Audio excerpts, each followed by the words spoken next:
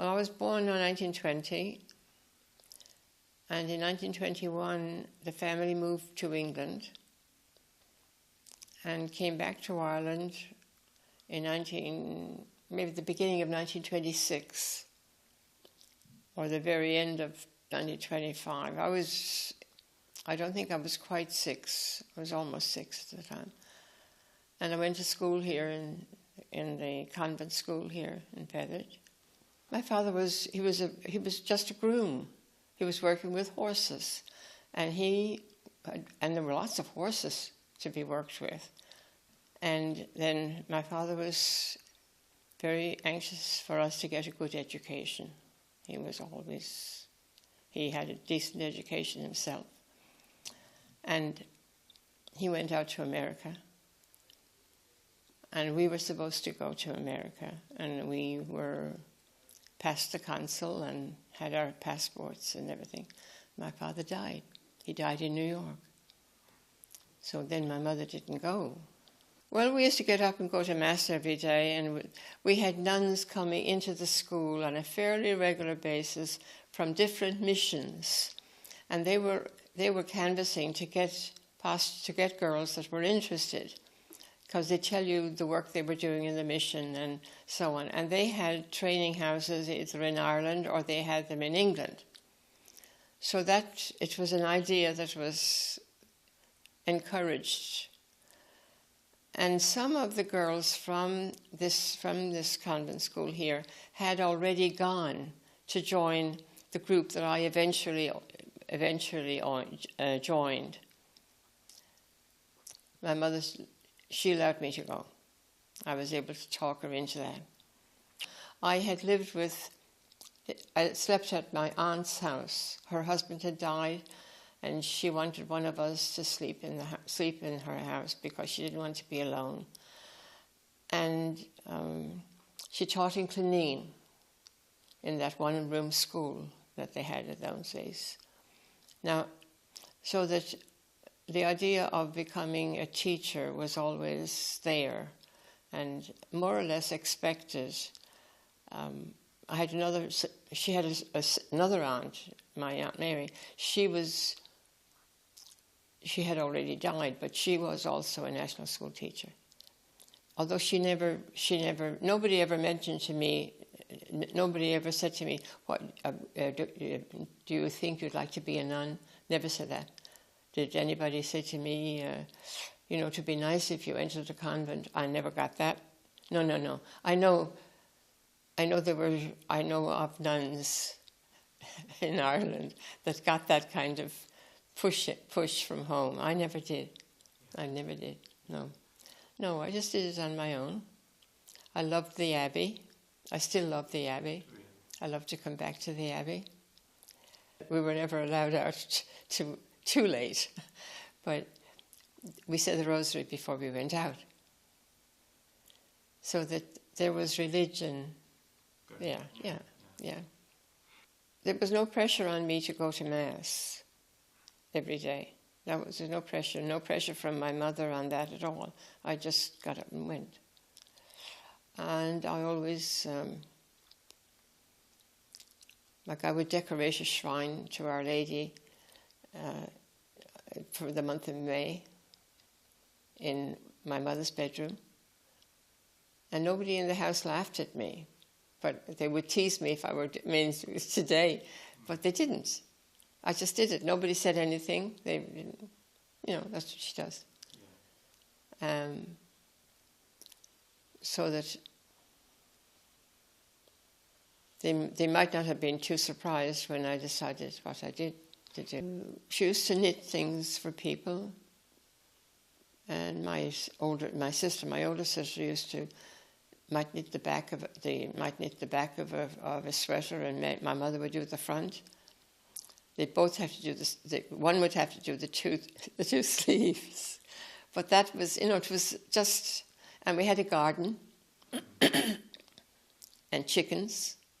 My father was born in 1872. 1878, I think. He died at 52 in 1930.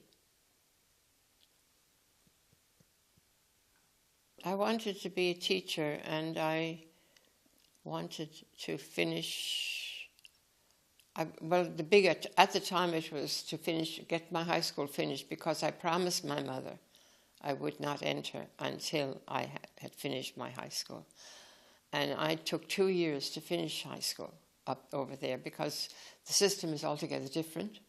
So meanwhile, I used to go and visit one of the girls that was a very good friend of my sister, who was in class with my sister. But she was a big friend, and I liked her. And I was very interested when she went. And I used to talk to her mother and ask her mother how she's doing, this and this. So I think that was what made me think I might go there. But I used to stop in to see her once in a while. So when I was finished, I was 1937, I went down and I told them told the Reverend Mother that I'd like to come. And she talked to me a little while and asked me all kinds of questions. But anyway, in the end, she said, "Oh, yes, yes, yes." And I've never regretted it. Haven't you? No, I've never regretted it. It was there were good days, there were good times and not so good times, but there was always those magic moments that make up for that. I think there's that in every life where you. So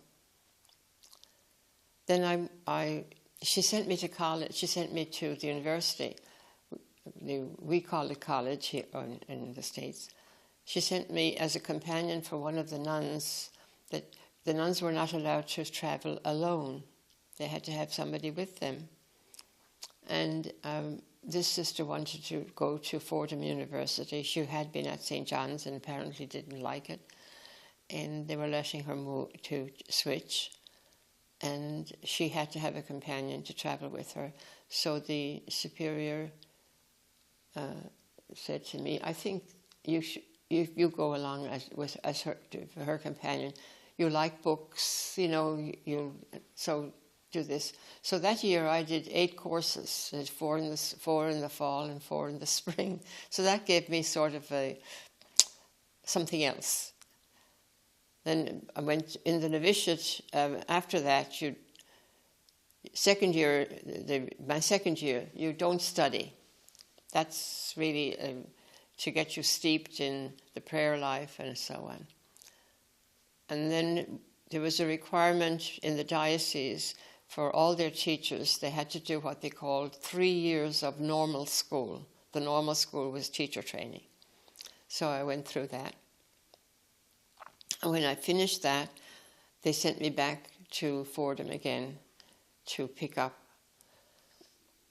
And it was part-time because I was teaching. And so I majored in mathematics. I was good in math. I liked math, and I did math, and I did maybe 3 years of French, and already had 3 years of French in high school. So it was like a minor. So now when I finished the bachelor's degree, they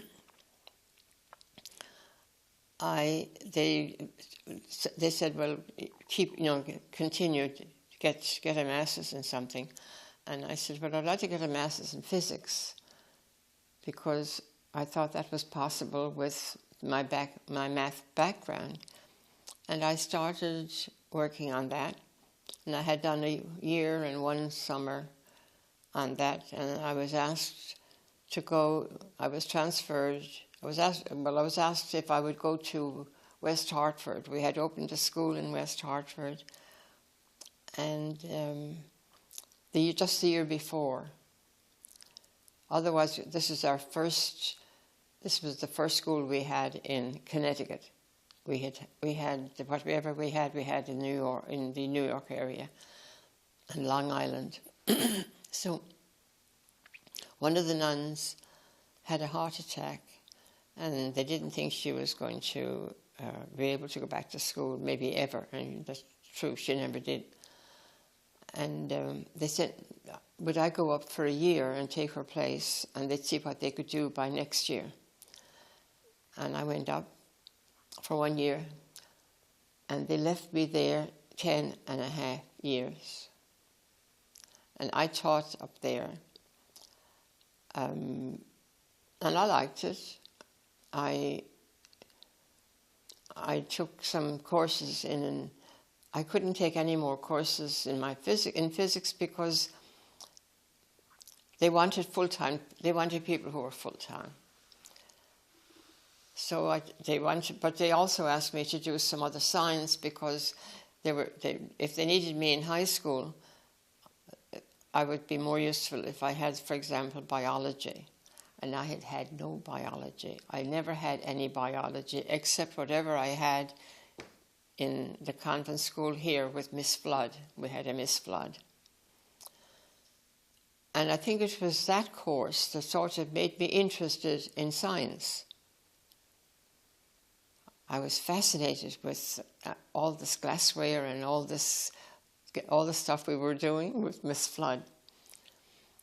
And so then, all of a sudden, they remembered me. And they called and said, will you go back and finish your master's? So I said, not in physics. I've been away from physics for 10 years. And what has happened in physics is phenomenal in those years. And so I went back and picked up biology, and I got a doctorate in biology. I got the master's, then I stayed on and got the doctorate in biology. So that was mine. So what age were you at that point? At that point, when I got my doctorate, I was 44. And had your mother died in Ireland by then? My mother had died in England during the war. My mother had gone to England because my sister had gone to England to get a job, and my brother had gone to England to work, and he joined the Royal Marines, and so he was in the war at that time. We were allowed, communications were very slow during the war, and we were allowed to write a number of letters in the novitiate. Now, I was out of the novitiate by that time, but in the novitiate, up until 1940, between 37 and 40, we could write, I think, 4 times a year. We didn't receive mail during Lent. We didn't receive mail during Advent. You got your bundle of mail at Christmas because whatever came in and the same thing for Easter. So those were the rules. Those were the way things were done. I think that's pretty much the same in most communities. And did you find that harsh? Yeah, there were times when there isn't much you can do, but anyway, that's one of the sacrifices. Yeah, you leave home. You see that the people. I think the nuns that left home at that time left home forever, and most of the nuns that were in the convents didn't go home. When I first went, the idea we knew we would not ever go home, and then after the war, some of the nuns who had been in a long time ahead of me were allowed to go home once, and then my turn finally came up, and in 1950. So I was in since 1937, so 1950. That's a lot of years to bridge, but I went home at that time and I was told it was this one and only. So as far as I was concerned at that time, It was like a long wake. And then it became you could go home every 10 years. Just go back to that one. How long did you stay at home at that? Well, when they left us a long time. When we went home, we could stay for 5 weeks. And that home at that point, was that home to England or home to Ireland? That was home to England, which wasn't home to you. Yeah, it wasn't home to me. And I taught my first class. I taught for 1 year from 43 to 44. And then I went back to Blue Point. Blue Point was our main home. That was the novitiate. They brought me back, and I was there from 44 to 46. And it was in 46 that I went out and to Howard Beach again. No, I didn't. I went to one of our schools. For the 1 year, I went to a school we had in Ozone Park. And they brought me back and kept me at Blue Point for another 2 years. And then I went out to Howard Beach, Our Lady of Grace in Howard Beach. And I taught there from 46 to 49. And it was in 49 that I went up to replace the nun in West Hartford, Connecticut, who got sick, and they forgot about me and left me there.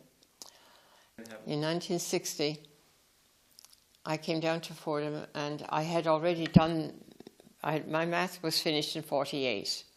I got my bachelor's degree in 48. I was taught in Howard Beach until 49, and during that time, I had started working on a master's in physics. And in 49, I went up to Connecticut.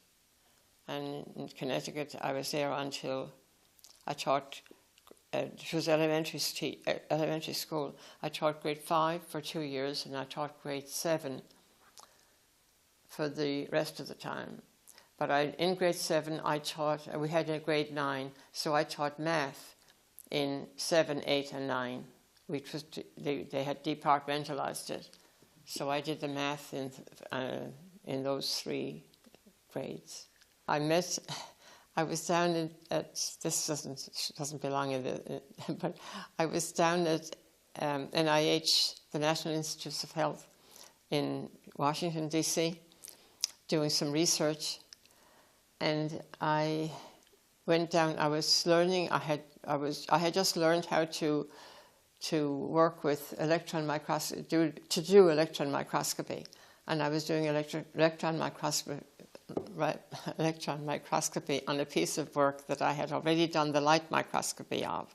And I wanted to do the electron microscopy and see if the whole thing would correspond.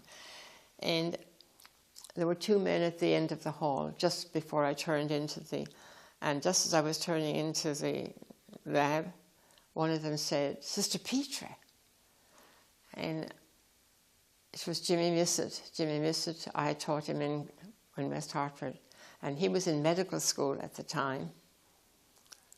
And he said, "What are you doing here?" And I said, I'm working on doing some work in electron microscopy. And he said, he turned to the other doctor that he was with. He said, "She was the best math teacher in the country." He said, he couldn't believe that I would leave it. But you get little bits of encouragement every once in a while that you didn't expect. Anyway, so I was doing research and teaching. I taught at 2 different universities. I taught at St. John's for 3 years. The first teaching job I got was St. John's. And I got that in 64, in the fall of 64. I wanted to get And I wanted to get a postdoc, what we call a postdoc. You probably know. It's to continue doing research in your line after you get the doctorate, so that you sort of get your research established. It gives you another bump ahead. And most of the younger people, that's what they try to do and get. If they can get 1 or 2 years of postdoc and then worry about the teaching bit. So the superior didn't want me to do research, she wanted me to teach. So I got a job at St. John's. And I stayed at St. John's for 3 years and I didn't like it. And you got a 1-year contract. And so my 3rd year contract was renewed. I was there 3 years. I had it, and the contract was renewed for the 4th year, but I waited for some time. I let it go to almost the last minute when it was due, and I checked with the provincial, and I said to her, "I don't want to stay there." And she said, "You never did want to be there." She said, "In God's name, just resign." So I resigned, but I said to her, "I don't have any job." She said, "Oh, you'll get something. Don't worry about that." So, and to my surprise, I got hired at Fethard, and I was there. I'm still living close by, but that was 1967. And I retired. I was part-time for the last 14 years in my last job. But for the last 14 years, I retired from that in August, 31st of August of last year, of 2012. And so they said to me, "Try to get into that building. And we'd like to have you stay on campus because everybody knows you. And we like that presence on the campus. Unless, if it's okay with the superior, unless the superior wants you to go down to the old folks' home, but we don't think you're ready for the old folks' home." So the superior said to me, no. She said, "Do whatever, it's okay." I was able to go in. So I went in there in September of last year. Well, I was happy. I was very happy in biology. I was 20 years in biology.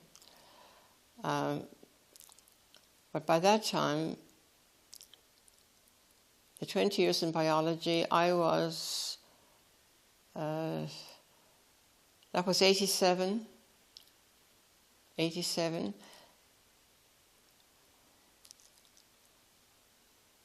So I was 67, right? I took the job. Then they needed somebody to be the dean of the summer school. And the summer school had 8 schools under one umbrella. And the man who had done it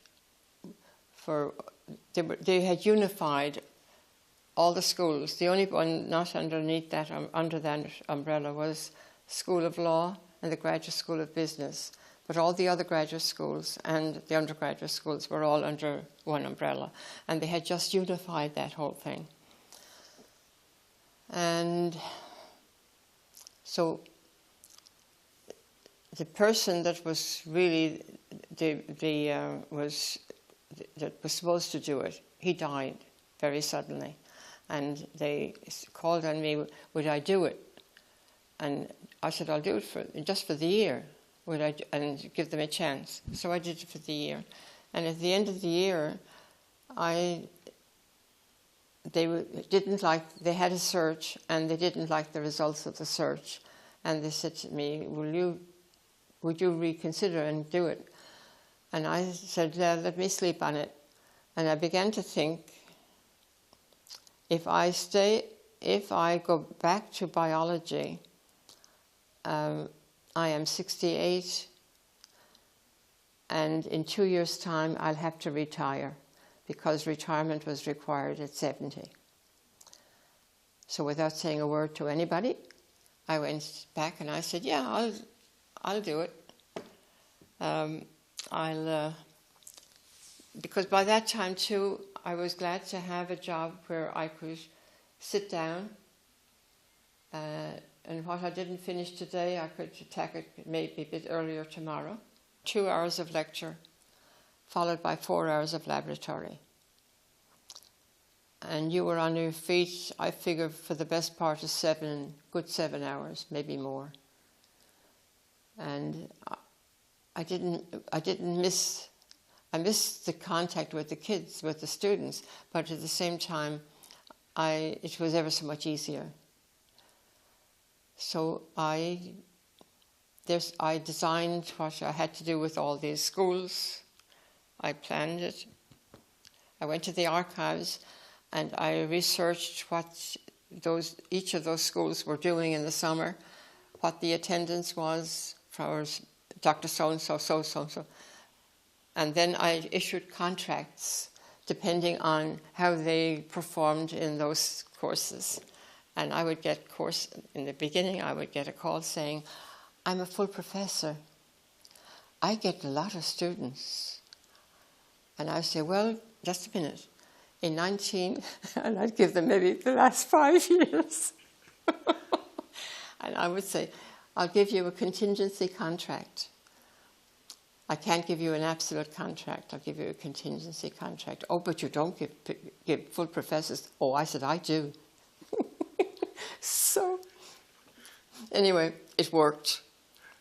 It worked. And they were delighted. I mean, everything went very nicely. So I did that for 12 years, and then I thought, well, by that time, I was at Fordham 12 more years, so it was 98. And I retired in 98. And I got called in, what are you going to do? I said, I didn't think I had to do anything at this hour of my life. And they said, oh, yes, you're not ready for a retirement home. I said, I know that. So I said, I said, tell me what you have in mind. And they said, well, we have about 130, maybe 135 retired faculty out there. And the only people they're in touch with are the secretaries in human resources. But we really would like to have one of their own, a peer person.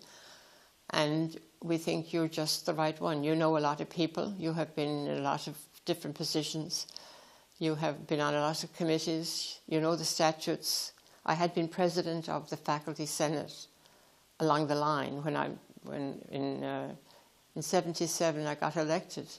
I was the first woman elected to that job, and so they figured. So I did. So I said, okay, it's a part-time job. You can fix your own hours. You will arrange your own hours and so on. So I took it, and I did it for 14 years. The 14 years were up just last. I loved that last job. It was really easy, and nobody bothered me. I had nobody checking on me, on a regular basis. I was just there. But I must say, I enjoyed it.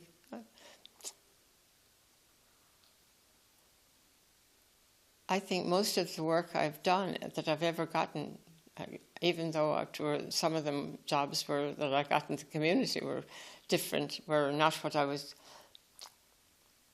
I think God has been very good to me. I can do it the best way I can, and make the best of it. Yeah.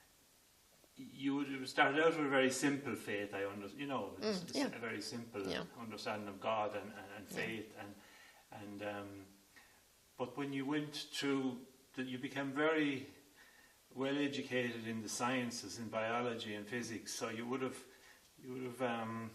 had to challenge a lot of church theology, I presume, and your understanding and your belief in your God and the God that you believed in from the beginning must have developed to some extent. So, can you talk about that? Yeah, it is still being developed. We had rules. We had times in the community. We had rules with regard to the time you got up. Then we had prayers in the chapel. We had morning prayer. We had half an hour's meditation. We might have had another quarter of an hour before it was time for Mass. And usually in the local parish, if you didn't have Mass in the convent, it was either one or the other. But you might get your rosary said during that period. Sorry. I just fell down. Okay.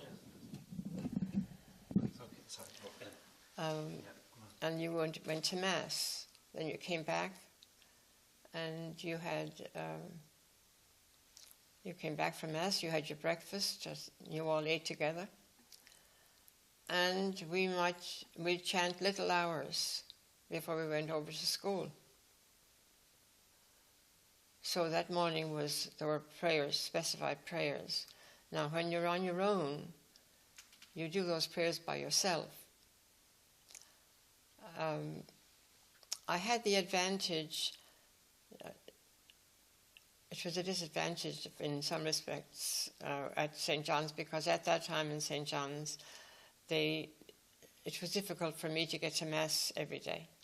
Whereas in Fordham, I had lots of opportunity to go to Mass. There would be a choice of maybe 5 different Masses that I could get to. And we had lectures, and there were opportunities to pick up things that broadened you, and I was always curious about this or that. And if I had the time, even though I was in biology, I would have time to go to a philosophy lecture or go over to a lecture in theology, or we had a religious ed school. I didn't do very much with them. But I did it a lot with either philosophy and theology. And also, we were surrounded. We had so many Jesuits in those days. There was always a conference that you could go to, and they did provide special conferences for the nuns. In the summertime, especially, we had a lot of nuns that were studying. And there would be on a Friday afternoon, there was always a special conference for the nuns. And so on. So that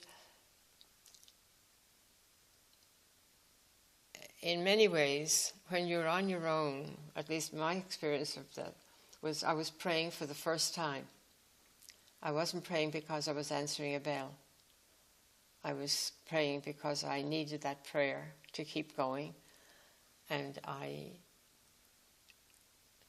learned different ways of praying. I did a lot of sadhana. I don't know if you've ever... No, I haven't. Do you ever hear of Tony de Mello? Tony de Mello. He was a Jesuit, an Indian Jesuit, who really combined methods of prayer that are typical of their culture, but combined with Christianity. And so, and there was the office to be said, and we were doing the office of the Blessed Virgin Mary. Well, eventually I had the office. I got the 4-volume one that the priests all say. One for each season. And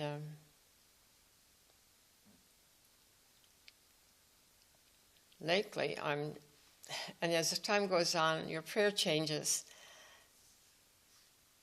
And I sometimes think when we develop our own religion, regardless of all the directions. And I was talking to one of the priests about that just recently. He said, we all do that. When we get older, we have our own method. And lately I've been picking up Celtic spirituality, picking up as much as I can find on that. And I think it's a pity that got pushed aside in place of what was coming from Rome. And I think it's beautiful. Can you give me some kind of an example of what you're talking about, or just are you talking about moving away from rigid teachings, or not from religious teaching, no, but from methods? I get more at it when I sit down now. When I sit down and just look at the stars and look at the clouds and look at the mountain and look at the trees and listen to the birds, even the little creepy crawly things. God made them all, and they all in their own way do what they were created to do. And man seems to be the only animal that is trying to get away from that.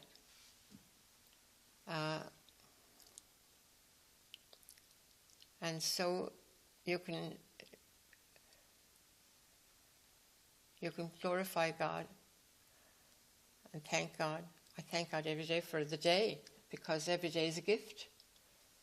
Right now, at 93, every day is a gift. There's a book that I would think was bestseller for a long time. Anam Cara, A-N-N-A-M, Cara, the Gaelic. It's like the soul, the dear soul, or the soul of a friend. And I met the word a soul friend some years ago in England. It's funny where you meet things. There was a lady that used to come in to play cards with my sister, and I was over in England visiting at the time, and I was playing cards also. But I was not staying with my sister, I was staying with my niece. And this lady gave me a lift to my niece on the way home. She was, rather than let me call my niece and come and get me. And I said to her, "How do you know May? How do you know my sister?" Because my sister wasn't living down in Dorset all that long time. Most of her life was in Old Windsor. And so she said, I met her in church. And she said, "It's not easy to find a soul friend in England." She said, "But I found a soul friend in May." And I thought, oh, isn't that nice? I never knew May was that good. But anyway, so then I came across this soul friend bit in some of my readings, and within the last several years I've picked up more and more of it. And he writes, this man was also a poet, and he writes some beautiful pieces. And Echoes of Memories is a book of his that's poetry, and it's beautiful. It's beautiful. I have a different focus on prayer, but it doesn't matter whether I'm praying in bed or whether I'm praying on the street. It can be prayer. I think as you go along, you have to have conversations with Jesus. Like I'll say, what's going on? What did you do that for? The Jewish people used to argue with God, and they were always asking for signs. I don't believe in asking for signs, but they did look for signs. But they also abused, it was almost abuse. Why did you do this to us? Why did you take us out of Egypt? You brought us out here to die of starvation? What kind of a God are you? Where's your promise? You promised us this and you promised us that, and you're not coming across with it. And I think God likes that. Sorry, he likes? I think God likes us to talk to him as we would to a good friend. Oh, yeah. No, it's not negative. It's what you could say to a real good friend. And I've kept in touch with the community. I've always gone to meetings. I've taken part in whatever was being done for elections or whatever. And I wasn't always able to be there all the time for some celebrations because of my work. But I'm a respectable member of the community, of the order. Now, what I didn't tell you anything about was the Ursulines of Tildunk. Yes. We are Ursulines of Tildunk, Tildunk being the name of the village where it was started. And it was started after the French Revolution because most of the churches were closed down and schools were closed and so forth. And the cure there started with a group of women that were willing to help out and teach religion to the kids and to help here and there. And then that developed into a religious order. They were trained by the Ursulines in Bordeaux, who had been revived after the French Revolution. And it became it spread all over Belgium, but also the Netherlands, the Dutch East Indies, and I think down through Czechoslovakia, that part of Central Europe. In 1902, I think it was, they started a mission in India. We have about 700 nuns in India that are sisters of Tildunk. And why do you think it was so well established or became so well established in India? Well, the Jesuits the Jesuits were in that part, the part of India where we started, in Ranchi. And apparently it was a very poor area where we had people up in the hills and the mountains, and they were not getting anything. And the nuns went out. The nuns were teachers, but when they got there, they said, "We need more than teachers." Some of them went in for nursing and meeting whatever was needed at the time. So they started a lace school. They started which has become lace and embroidery, still in existence, to help them make a little money. That also has helped support this mission because some of the things are sent back to Belgium and are sold, and that provides the money for the mission. They were teaching in the school, and as they went along, they found, well, we need nurses, so they trained to become nurses. And right now we have a number of them. We have a number of doctors. There was one over here just a few weeks ago. She's a pharmacist. They've been all over. They've studied in different parts of the world, so they're not just studying in India. That has been a very successful mission. We have a mission in the Congo. That has been touch and go, but it's apparently right now we've maybe about 80 nuns there. I remember when I was first professed, the day after my profession, the superior called me and she said, "Would you be terribly disappointed if you didn't go out to Howard Beach to teach?"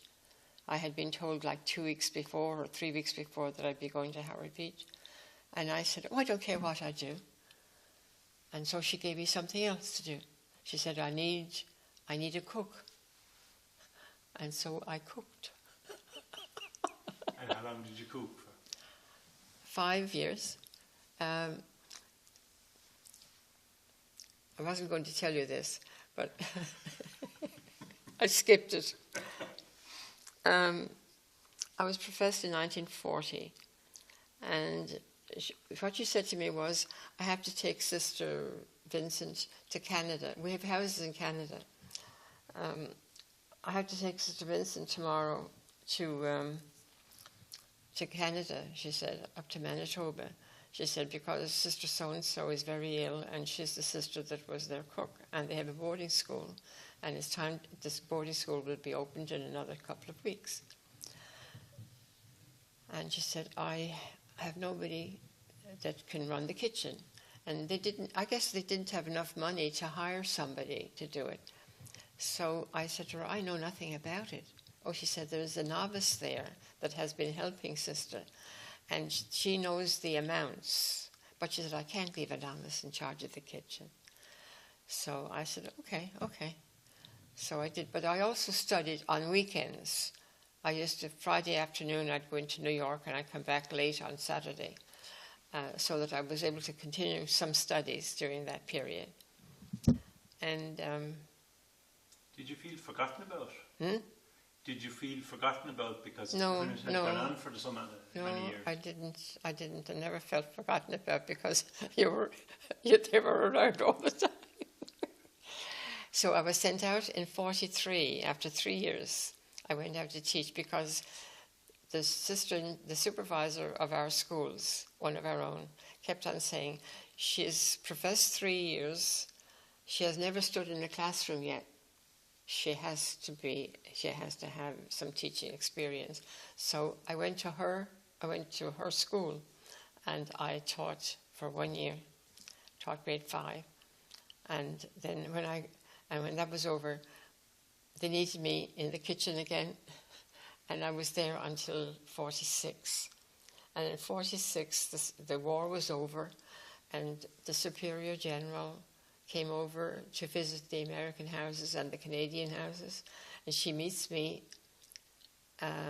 there, and we used to play games, like we played drafts or whatever, and so on. And she had little puzzles. She had sheets of paper that were drawn in with all kinds of geometric figures, and you had to work out the area of this and this and this and this and so on. And I used to play with it.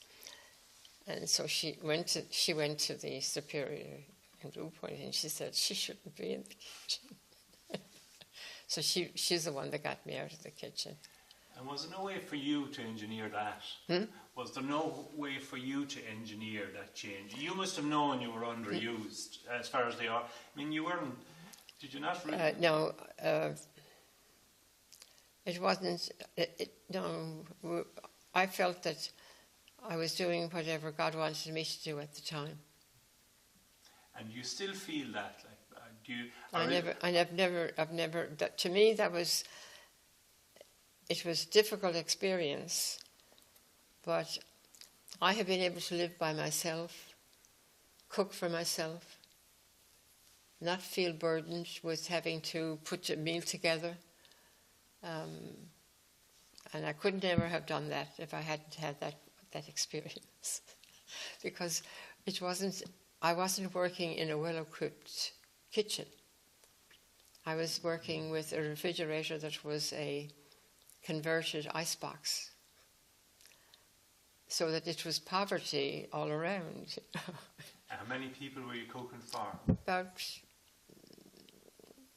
14, sometimes 14, I think usually about 18, but on feast days, the people would come down, I'd have 60. So you got good practice. But you're young, and yeah. It's all right. Yeah.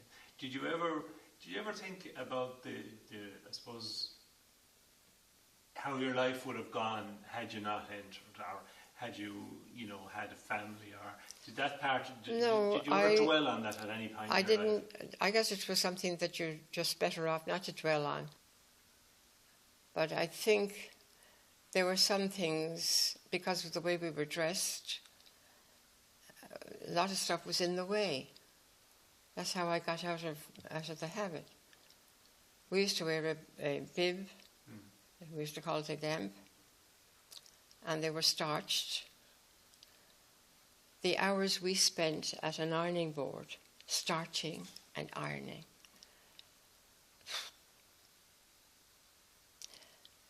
And then on top of that, then we got these in plastic that looked like linen. And the professor, he said, "Oh, Monica, you're going to have to do something. That has to go." And I knew what he meant because I had seen the face of one of the nuns. I was boarding with the Sisters of Mercy, and there was a sister there who, when she went to blow out vigil lights in the chapel, this camp took fire and her whole face was burnt. She looked awful. So it must have made a huge difference to you when you stopped using the habit, because all of a sudden... Well, in the beginning you feel naked. Yeah. But I went out of it gradually, but I was able to use a two-piece, a skirt and a blouse and a jacket. And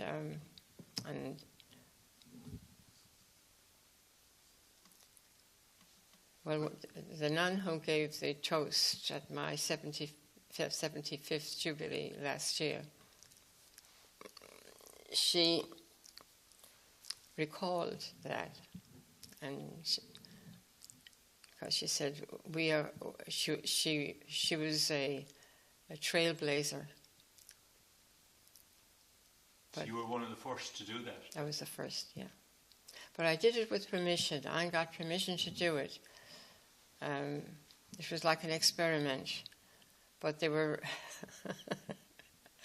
In any case, I think most of the nuns... What we were wearing wasn't suitable for the work we were doing, apart from me and the science bit.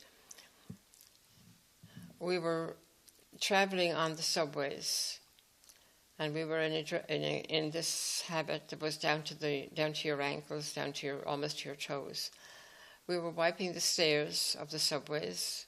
You could pick them up to some extent, but when you sat down in the subway, all of that was on the floor. But as well as that, like, did you feel more? Did you feel almost more religious when you had it? I didn't feel any more religious with it, but I think that a lot of people had a hard time accepting it. And when they'd find out you were a nun, that's why don't you wear a habit? And I used to say, sometimes I think, you should wear a habit and know what it's like. Because in the summertime, we roasted. In the wintertime, we froze. Like, if you were to talk to a girl of your age when you joined, like a 17-year-old, 18-year-old today, like what kind of advice would you give them? I would tell her, get as much education as you can get.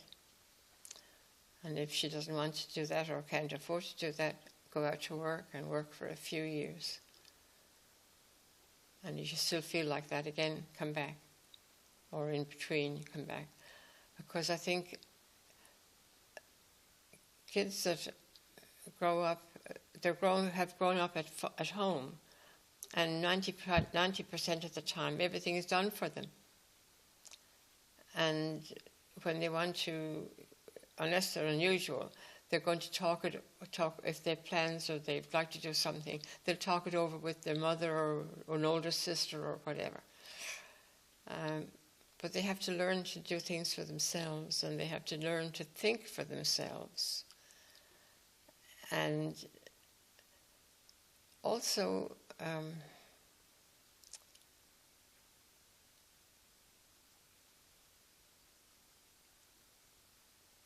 they have to pick their friends, pick the right friends.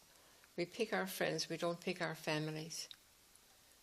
And so we have some of the mistakes that kids make, college kids and high school kids. They hook up with the wrong kid. They really don't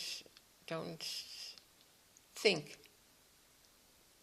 So I think work experience makes them more realistic about what life is about, and then try. Anybody that's entering now, as far as I know, they're older. They're older, or they're people that are already in one profession, and all of a sudden, they'll, or not maybe all of a sudden, but they change. I'm seeing priests. We have a priest at Fordham who was a lawyer and had a good law practice, became a judge, and then came into the priesthood. We have doctors. We have MDs who've gone through all of that medical school and have gotten into the priesthood. And you feel they're much better for that? Oh, I think it's better, because otherwise they're always depending on Reverend Mother. Reverend Mother said this, Reverend Mother said that. Well, Reverend Mother is not God. But it was almost like, well, she couldn't make a mistake. It calls the people in charge have to be people that are smart enough and educated enough to appreciate that somebody is different, that this one's talents are not being used, that this one would find out, does she like what she's doing?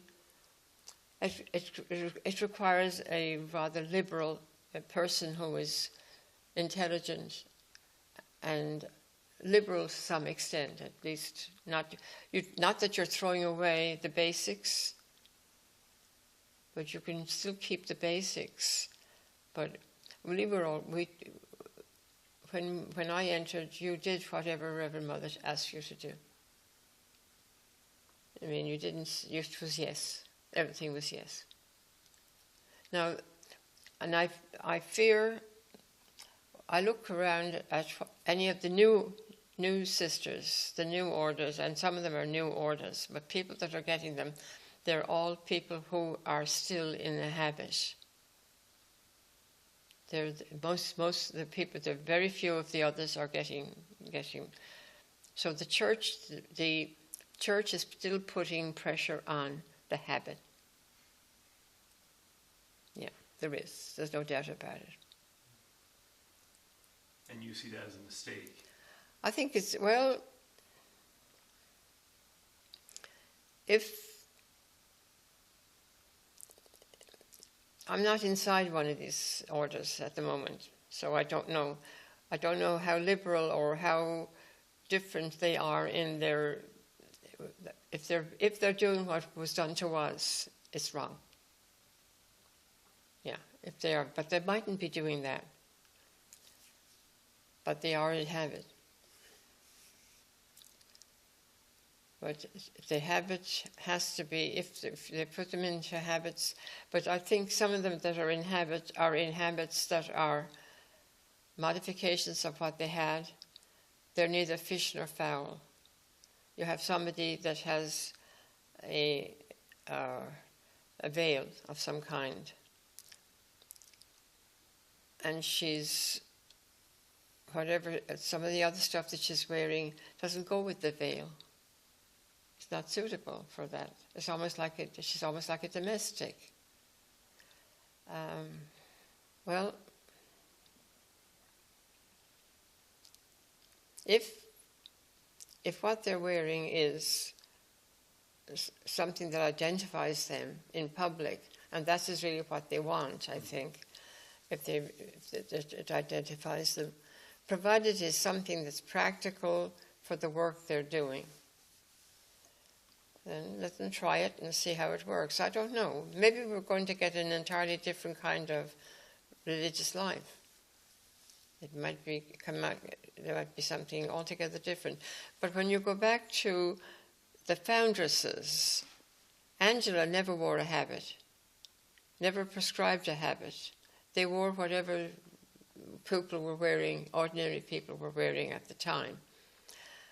And lo and behold, as the nuns went along and the numbers grew, they started starching, they started putting lace, decorating. And so we began to look like wayside shrines. And I think we had more time. I know when I look at our nuns that were in parishes where we did all the starching and the ironing, they had more time to work with kids after school. When I was out teaching, we couldn't run an after-school program. We hadn't time. And it was the time, and not only that, but we did an awful lot of work for the church. We used to do the altar cloths, the linens for the church. All of that was extra. The nuns used to do it because I guess maybe the churches didn't have the money or didn't want to spend the money. I mean, does anybody ever think of the amount of violence that's in our movies, the amount of violence that's in the games that they give children to play with, and then we condemn all these other countries for their violence? Doesn't make sense. I wish I were younger. I'd like another 20 years. I'm glad, I'm grateful I'm as well as I am. And I thank God every day that I have another day. Yeah. And how do you feel about death? How do you feel about, because you've lost a lot of friends that have died now over I have lost a lot of friends. I've lost some of my very close friends. But that's life. I mean, that's just what happens. And I go to a lot of funerals, go to a lot of wakes and funerals. And I was doing a lot of that when I was in the job I was in, the part-time job. It was retired faculty. And some of them got sick and died. What's your concept of afterlife? Oh, I don't know. I read something recently that said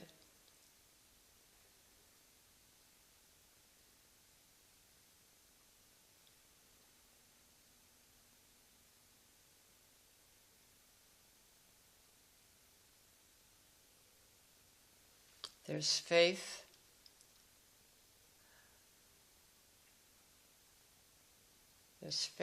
and love. We're injected when we're born. We're injected with life and with hope. We're injected with life and death, because life and death, one is part of the other. One is life and death. And we're also injected with hope that the grave is not the end, that death is not the end. And we go along with hope, and we need a lot of hope. And it's one of the virtues, like we say, faith, hope, and charity, or faith, hope, and love, and the greatest of these is love. Well, you can't do much without hope. It's very important. Very important. And has your faith kind of... What my faith is, I hope... Has it risen and dropped and... Oh yeah, goes up and down. Sure. I think that's the same with... I think that's anybody who thinks. But I remember saying that to a spiritual director I had one time, and I said, I don't know if after all this and towing chalk lines according to the rules and so on, after all this it ends, and that there's really no hereafter that we all think are hoping for. And he said, well, faith has to come in there, and we have to keep our hope. But he said, even if there is no other, it's been a good life. could have made a difference. With other people, we've reached other people in life, and if we're decent people, it's a good life. So that I think he was more or less resigned to the fact that if in the end it was that's it. It would be good enough. Yeah. But there's always, every religion has some faith in a future. Except, well, the atheists, but they're No, it's, I think we can keep on hoping. Yeah. And let's see, what about the community? Well, I think the some of the stuff that comes out that has come from Rome, I pay no attention. It doesn't affect me right now, and I'm not going to let it affect me, because some people get all angry about it. You waste energy with anger. But some of the stuff that we've been, I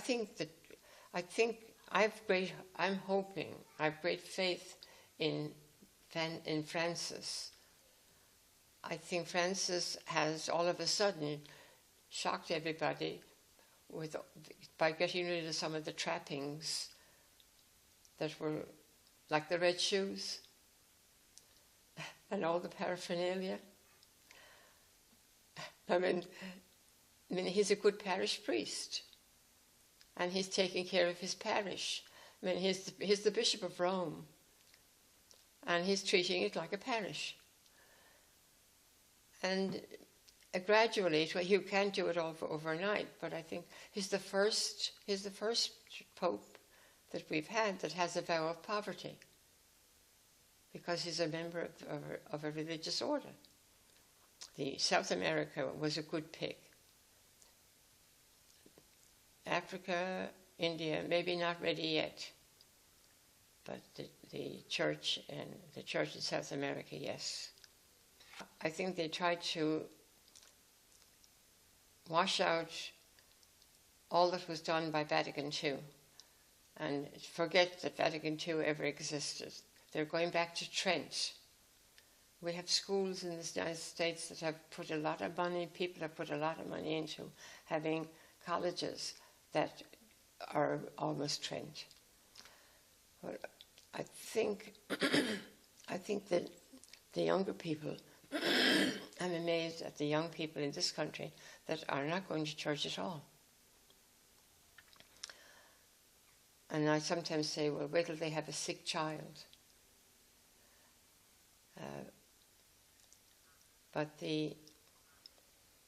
Yet we have a lot of young people who are really very good Catholics. I see the kids that we have an awful lot of kids that come to church, go to mass communion.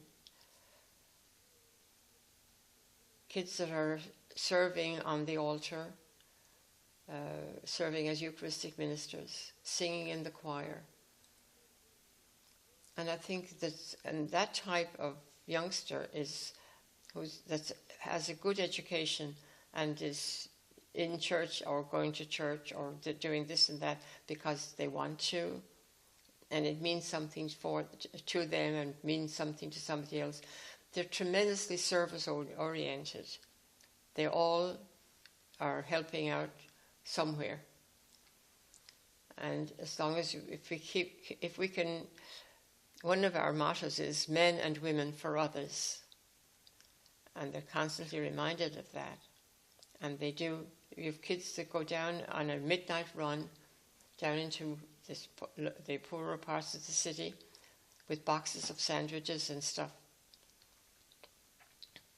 And I think that the young people today are much more attuned to the poverty that's around them and also to the handicaps that are around them. We thought we had greater understanding with the young people today, and they show it. So I'm very hopeful. I mean, I'm an optimist anyway. So I think, yes, I get out of my car, which is when I drive still, but I just drive short distances.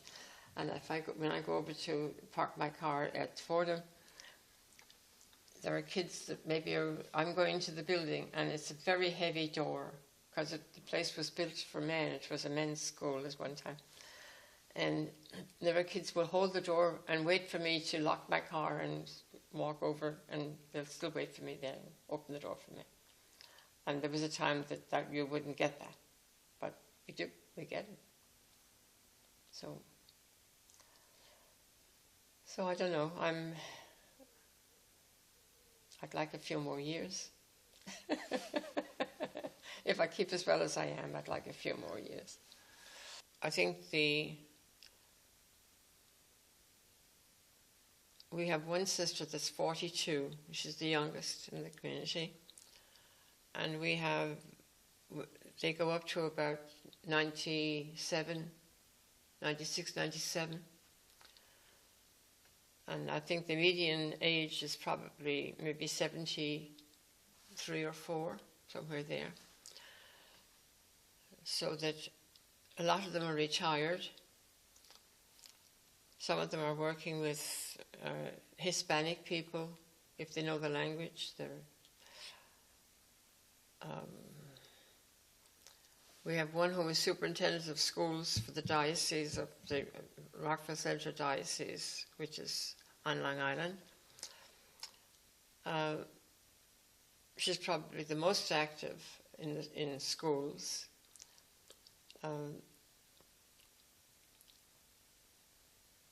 We have some that maybe give piano lessons to some kids that are in the parish. And they're not well enough really to stand in a classroom and teach all day. We have one sister that's involved with another group in a retreat house, and she has been in retreat work most of her religious life.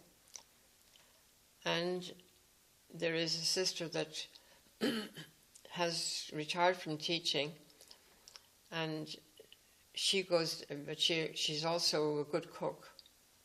And she goes down there 2 or 3 days a week to help when they have people in. And she does the shopping for some of the food they need and stuff like that. So all of them contribute in some way. We have somebody that's a chaplain in a hospital. She's probably one of the few that's still on a full salary. Some of them, if you're working for the diocese, you're working on a diocesan stipend, not in a regular salary. I still have a pension because there was a required pension plan, and you had to contribute a certain amount from deduct from, and then they matched it, and so on. So I get a pension, and I send it out. I to them. I have a budget, and they let me have they give me that. I get something every month for that. If I didn't have the prayer side, the prayer side is very important. I think if you don't have that, you have nothing. You really don't survive. And when I see people leaving, somewhere along the line they stop praying. And I say that about the priests as well. The priests that some of them leave.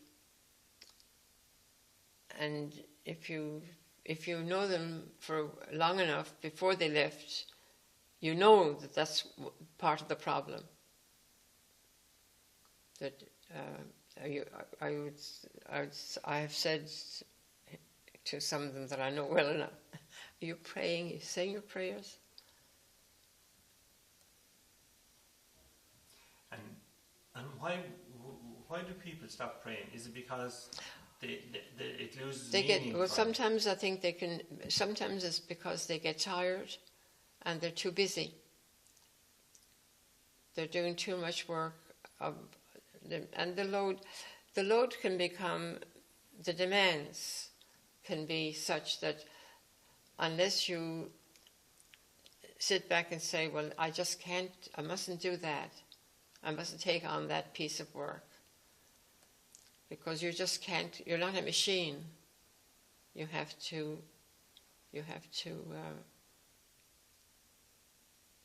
get to know what you can do. But I think a lot of it too is getting to know yourself.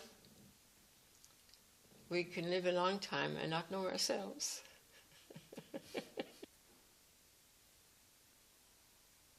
Well, I think people wear masks. And people can be living together for a long, long time. And they still have that mask. And then maybe eventually somebody realizes what's behind that mask. But I think very few people tell you exactly what they're thinking.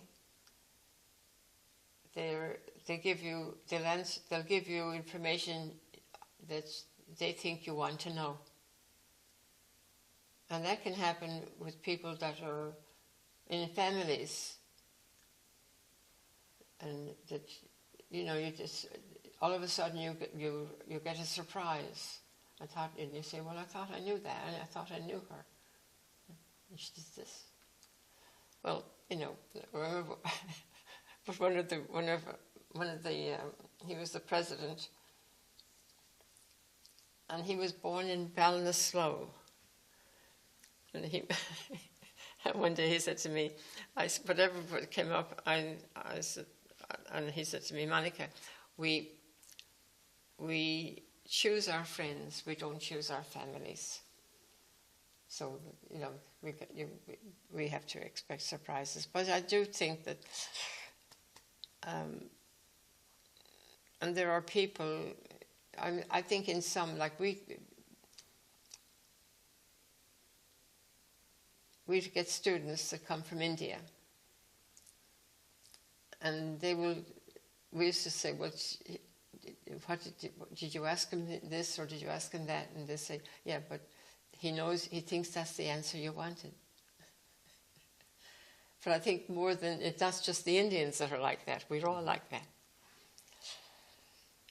So,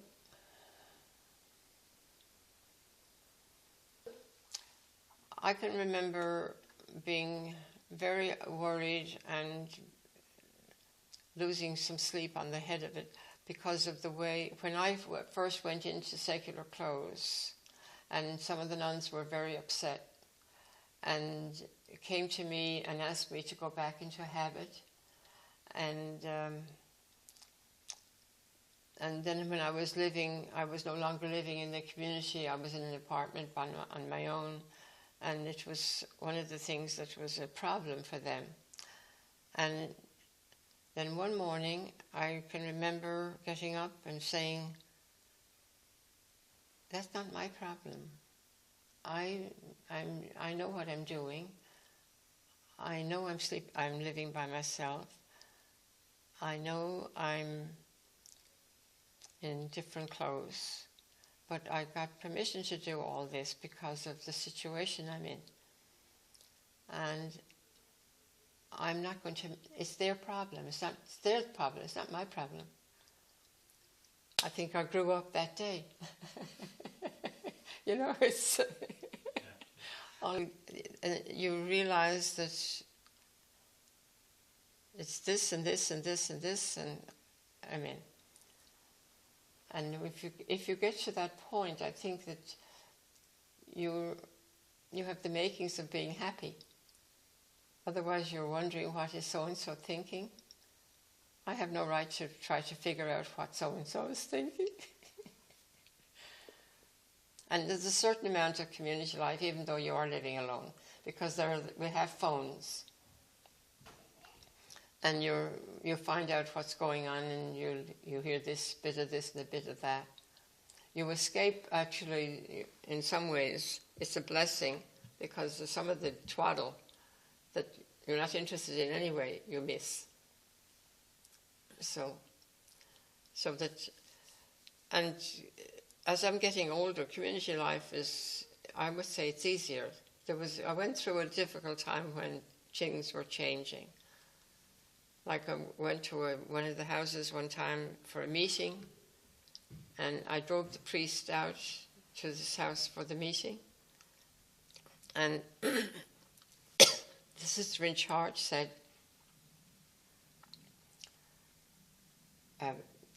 my habits would fit you. Will you change into my habit, one of my habits for the meeting? Because I don't want you at the meeting in secular clothes. And I said,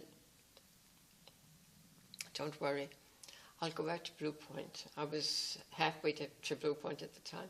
I said, I'll go out to Blue Point for the rest of the day, and I'll stop by at about 7 o'clock to pick Father up to take him back.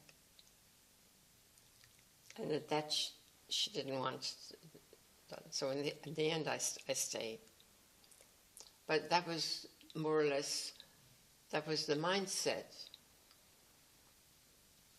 Yeah. Now you could become very upset, or you could say, well, she's crazy, or she doesn't, you know.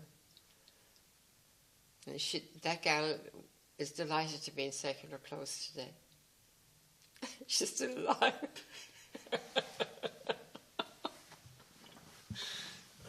That's good. Yeah, no, so there are things that it's, but I think everybody, that was not an easy time in most communities. Yeah. Well, just going back again to Vatican II, was that like, for people who are more, I suppose, like yourself, probably more liberal or open-minded about your religion, and was Vatican II like fresh air to you, or did you miss some of the old Latin and some of the old certainties of? Well, I think that nuns, an awful lot of nuns left communities at that time, or they changed into other work. There were people that were teaching that maybe never wanted to be or found out after they were teaching that it was not the right thing for them. And also there was an economic piece to it. The nuns were getting a pittance of a salary. The price, and there was no health insurance, there was no pension. The cost, some of the nuns were becoming older, needed more of this or that or the other, more medicine and so on. And you couldn't do it. And there was also paying for educating their community and paying tuition.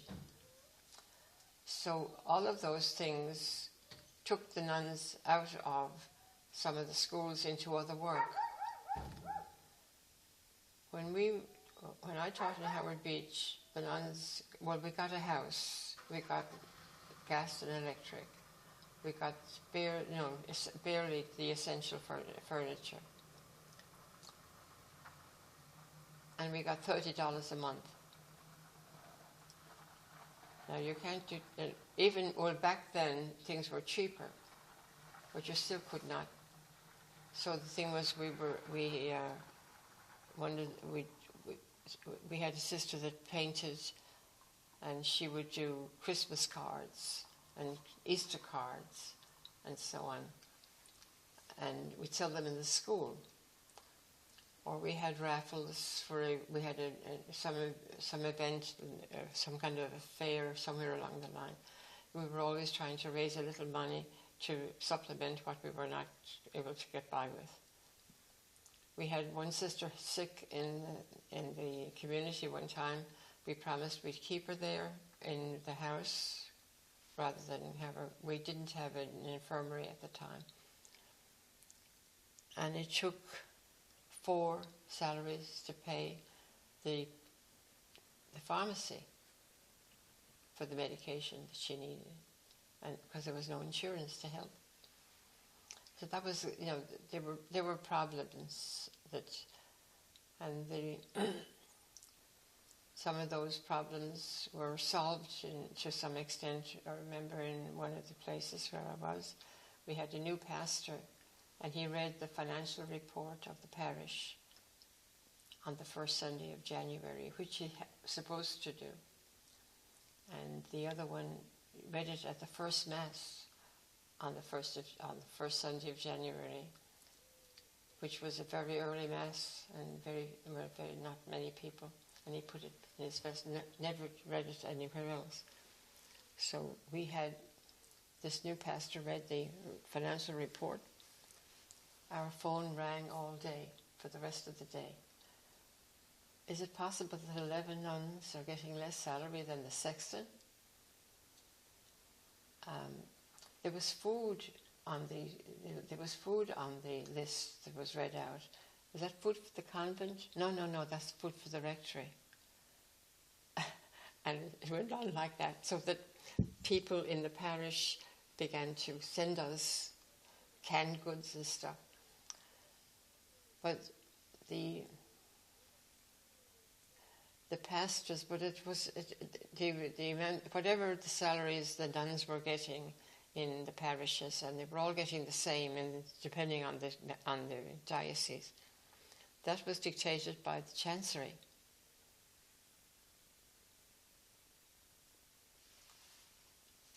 And as the parishes grew, some of the convents were taken over because they needed room for some activities or for some meetings and so on. So they gradually took the convent from the nuns. So that they lost. I think the biggest tragedy of the whole thing is that the Catholic schools, at least in the United States, the Catholic schools gradually the nuns were out of the schools. We still have a few here and a few there, but nothing like. There was a time when we would have 1 or 2 lay teachers, and we'd have 9 or 10 nuns. You don't have that anymore. Yeah, I don't have that anymore. But was that due mainly just to the drop in vocations, or was it? It's a drop in vocations. It's also a lot of the things that the nuns that are necessary to work with the poor and to work socially, they can be done by lay people. The kids, the students that graduate can do that. They don't need to be nuns to do it. And there was a woman she was a dressmaker, and a good dressmaker, and she had 5 boys in school, and 5 boys and no girl. And she was trying to support the family with her sewing, and she had a husband that didn't do too well. He didn't earn very much, but anyway,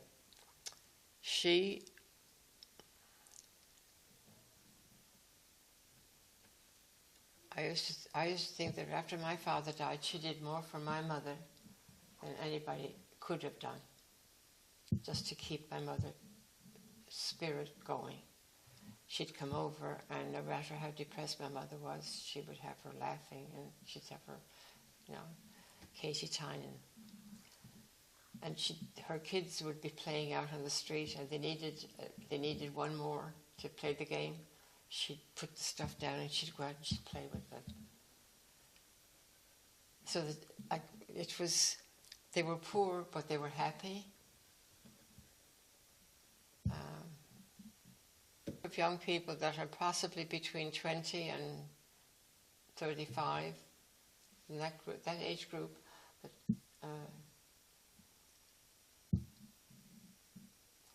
I guess they got sick and tired of the church. I don't know. Of course, the scandals haven't helped. That's right. Yeah. Scandals haven't helped. And so I think that some people have left the church for the wrong reason.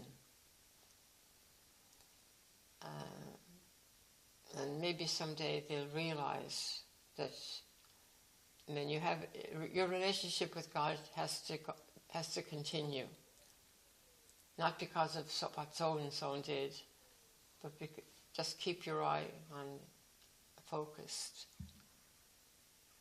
So that takes a little thinking, and some people don't think.